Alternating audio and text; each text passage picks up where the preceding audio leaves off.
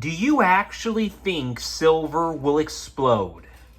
Good evening, folks, and welcome back to another episode of Silver Dad Knows. Remember, always live with no edits. If this is your first time here, hit that subscribe button now, as you're going to like what I'm about to say. So just to begin this evening, I am presenting right here a 2014 Australian silver Kookaburra, a standout bullion coin from the Perth Mint, cherished by both collectors and investors. So this is a piece right here that I have been eyeing for some time, and I'm almost embarrassed to say this is the first one I have ever owned. But beautiful, beautiful, beautiful. As you can see, struck in .999 fine silver. It bears a face value of AUD $1 and showcases a new, finely detailed Kookaburra design perched among gum leaves each year. Lovely, lovely piece. Bullion versions are capped at a mintage of 500,000, ensuring scarcity and collectability. There's also a horse privy edition honoring the lunar year of the horse, limited to just 50,000 coins and featuring a small horse symbol on the reverse. Wow, look at that. Come on. If you know silver, you know this is just excellent, excellent.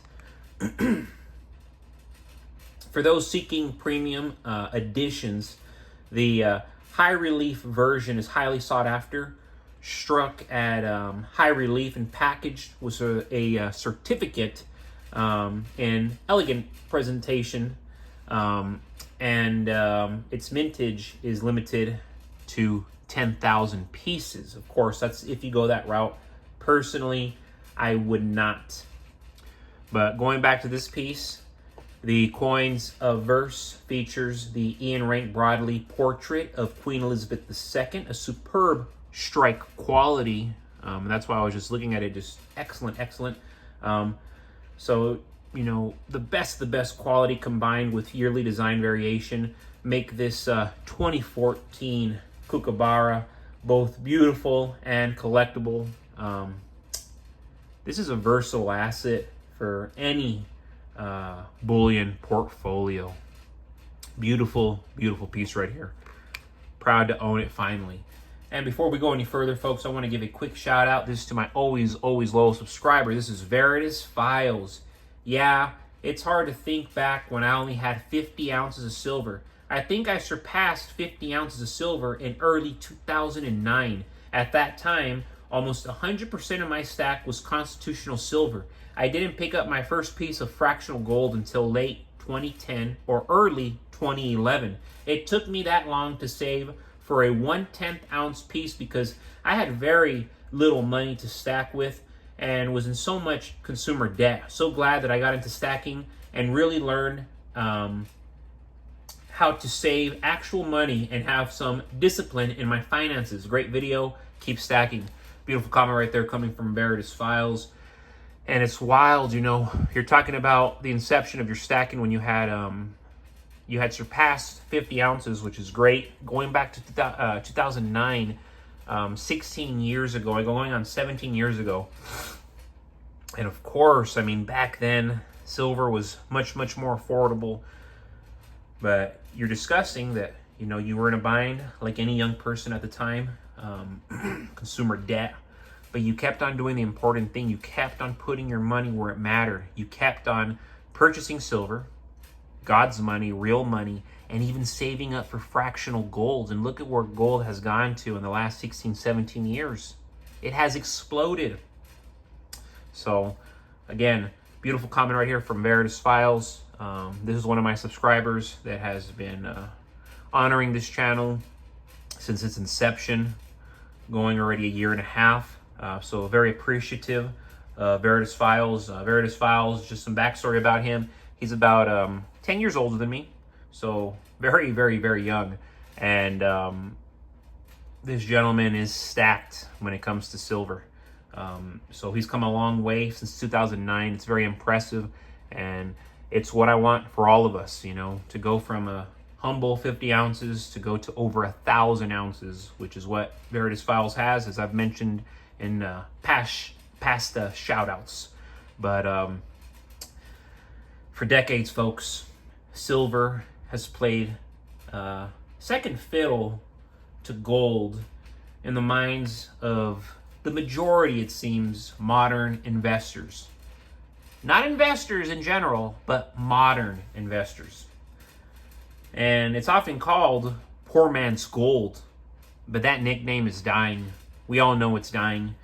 It underplays silver's strategic importance and explosive potential. Right now, silver sits no longer in the shadows, but still undervalued, underowned, and misunderstood.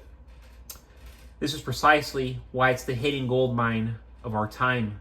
The stage is practically already set for a massive revaluation, and when the breakout comes, which will be very soon, it will shock even seasoned market watchers.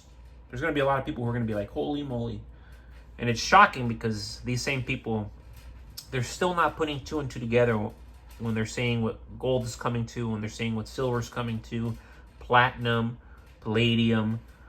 They're still not putting everything together, even though it's on the wall. The writing's on the wall.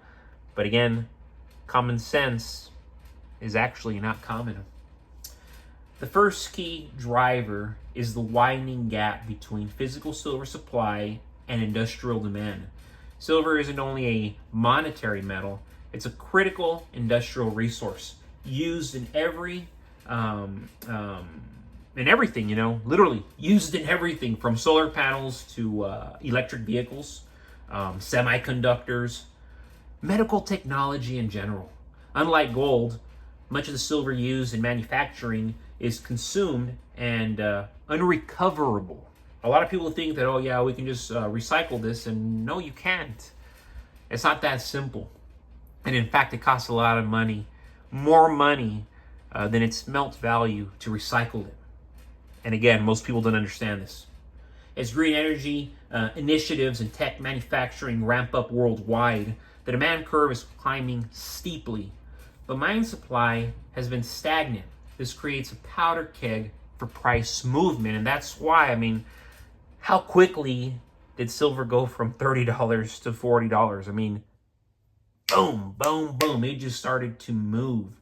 And a lot of people were unprepared, and now people are jumping in, and I hate to say it, but there's a lot of people purchasing silver at over $40 now, regularly, when they could have been buying it at $30, $33 for a long time. We all know this. Historically, silver has moved with leverage compared to gold. When gold rises, silver generally rises faster. Sometimes 2 to 3 times as much in percentage terms. This is because the silver market is tiny, very, very tiny compared to gold's, meaning smaller amounts of capital can create big price swings. Right now, with silver trading at a historically high gold to silver ratio, we're sitting at one of the most, if not the most, undervalued entry points in modern history.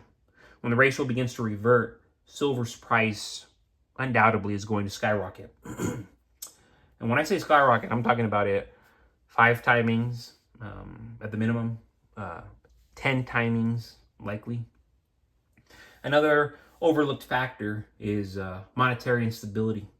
The world is in a debt supercycle, and paper currencies are bleeding purchasing power. Central banks are scrambling to secure gold, but silver, though absent from official reserves, will act as a people's hedge. In times of crisis, when price in banks and fiat currencies falters, silver's affordability makes it far more accessible to the average person than gold. As that demand surges, physical premiums undoubtedly will spike, further accelerating the rally. The investment crowd is asleep on silver because it hasn't had its breakout moment in over a decade. I know this, I understand this, but markets move in cycles, and all it takes is one major catalyst, a supply crunch, geopolitical conflict, or currency shock to ignite a price run that could easily double, triple silver's value in a matter of weeks, not months, weeks, arguably days. The real money will be made by those who position before that spark. The truth is, silver is the hidden gold mine because it's both a monetary safe haven and an industrial necessity. An incredibly rare combination. History shows that once silver starts running, it moves with ferocity.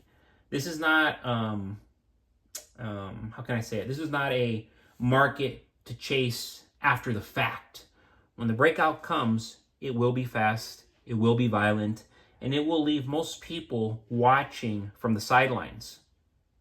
The time to act is before the crowd realizes what they have missed, and we are so close to that, folks. But as always, thank you so much for joining us for another episode, another evening of Silver Dad Knows. God bless you, God bless your household, and God bless America.